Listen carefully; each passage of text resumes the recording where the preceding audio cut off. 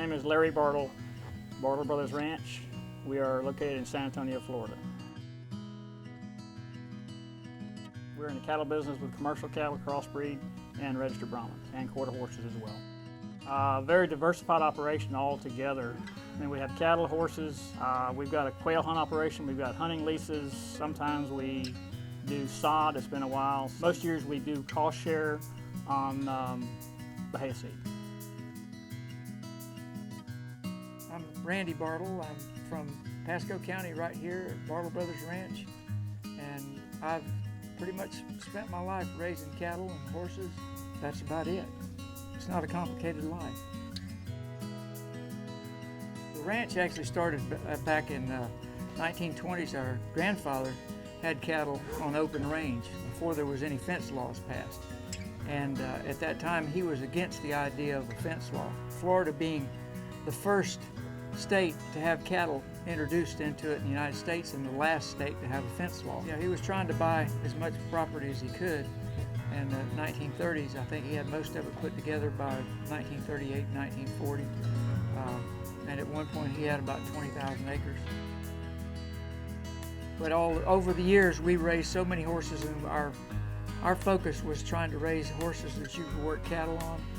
And we also always had somebody that was into rodeo and roping calves, steer wrestling, team roping, more than anything else.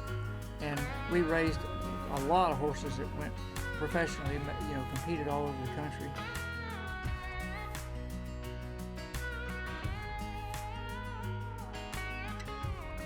People have different definitions of what a Florida cracker is.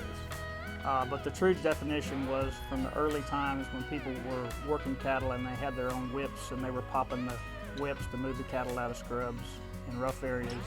And so they were cracking the whip, and that's where the Florida cracker came from.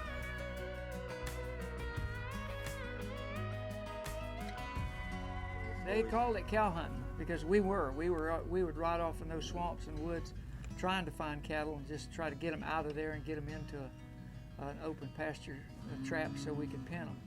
Used to be we'd ride down here for 2 or 3 days just trying to gather up, just trying to get enough cattle together in one trap to pin them and work them.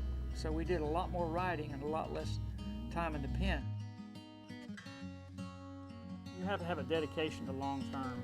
When you put a bull out, you won't know for 7 years approximately whether that bull is doing what you want him to do.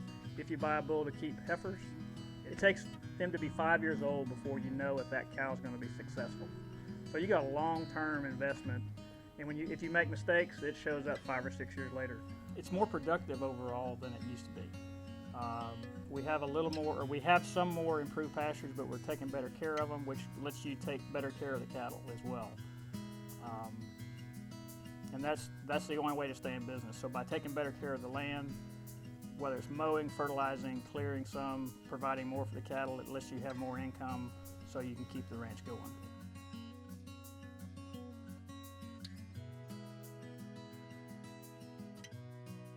And caring for the land, loving the land and taking care of it, and want to pass it on to the next generation where it's in better shape than what you received it in.